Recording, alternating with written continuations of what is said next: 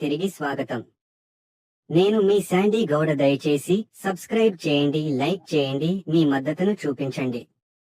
ధృతరాష్ట్ర ఉవాచ ధర్మక్షేత్రే కురుక్షేత్రే సమవేత యుయుత్సవః మామకాః పాండవాశ్చేవ కిమకుర్వత సంజయ. 1. ధృతరాష్ట్రుడు పలికెను, ధర్మక్షేత్రే ధర్మభూమి, కురుక్షేత్రే కురుక్షేత్రం వద్ద, సమవేతాః చేరియున్న, యుయుత్సవః యుద్ధకాంక్షతో, మామకాః నా పుత్రులు, పాండవ పాండుపుత్రులు, చ మరియు, ఏవ నిజముగా, కిం ఏమి, అకుర్వత చేసినారు, సంజయ ఓ సంజయ. ధృతరాష్ట్ర మహారాజు పుట్టుకతోనే గుడ్డివాడే కాక ఆధ్యాత్మిక జ్ఞానం కూడా లోపించిన నమస్కారం.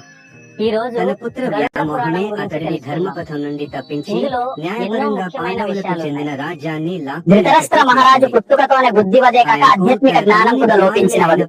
తన పుత్ర వ్యామోహమే అతడిని ధర్మపథం నుండి తప్పించి తన అంతఃకరణలో న్యాయపరంగా పదవులకు చెందిన రాజ్యాన్ని ఫలితాన్ని గురించి ఆయనకు తన తమ్ముని కుమారులే అయిన పశుపుత్రులకు తను చూసిన. అందుకే కురుక్షేత్ర యుద్ధ భూమిలో ఏమి జరుగుతోందని సంజయుడిని అడిగాడు.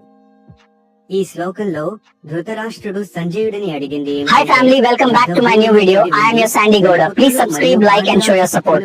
ధృతరాష్ట్ర మహారాజు was blind from birth and lacks spirit. సమావేశమైనది స్పష్టంగా యుద్ధం కోసమే కదా. గురించి తెలుసుకుందాం. వారు సహజంగానే యుద్ధమే చేస్తారు. ముఖ్యమైన విషయాలు ఉన్నాయి. మరి ధృతరాష్ట్రుడికి వారందరూ ఏమి చేశారని ప్రశ్న అడగాలని ఎందుకు అనిపించింది? ధర్మం, కర్మల గురించి అతని సందేహాన్ని తను ఉపయోగించిన పదాల ద్వారా గ్రహించవచ్చు. ధర్మక్షేత్రే అంటే ధర్మభూమి, కురుక్షేత్రం ఒక పవిత్రమైన ప్రదేశం. ధృతరాష్ట్ర మహారాజు పుట్టుకతోనే బుద్ధివదే కాక ఆధ్యాత్మిక జ్ఞానం కూడా లోపించినవాడు. తన పుత్ర వ్యామోహమే అతడిని ధర్మపథం నుండి తప్పించి. Hi family, welcome back to my new video. I am your Sandy Gowda. Please subscribe, like and show your support. Dhritarashtra మహారాజు was blind from birth and lacks spirit. పాప పుణ్యాల వివక్ష పెరిగి తమ బంధువులైన పాండవులని సంహరించటం తప్పని భావిస్తారని ధృతరాష్ట్రుడు భయపడ్డాడు. ఈ విధంగా న్యాయపరంగా పదవులకు చెందిన రాజ్యాన్ని లక్కునోలు చూసింది. ఆయనకు తన తమ్ముని కుమారులే అయిన పశుపుత్రులకు తను చూసిన తృప్తిని కలిగించింది.